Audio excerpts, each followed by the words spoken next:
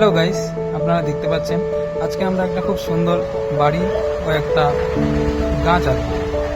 তো দেখুন কি করে শুরু করা যায়। এই যে প্রথমে আমরা একটা দাগ টেনে নেব।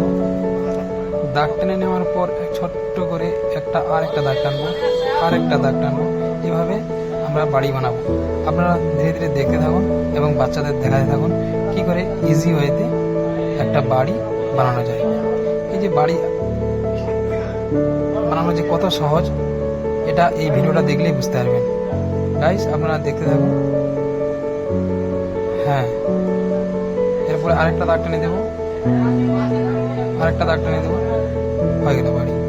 এরকম এরকম যদি ইজি ওয়েতে বাড়ি বানাতে চান এবং শিখতে চান তাহলে অবশ্যই চ্যানেলটা সাবস্ক্রাইব করবেন, চ্যানেলের একজন সদস্য হবেন, লাইক করে দেবেন, উৎসাহ জাগাবেন আমাদের। ধন্যবাদ, আপনারা দেখতে থাকুন।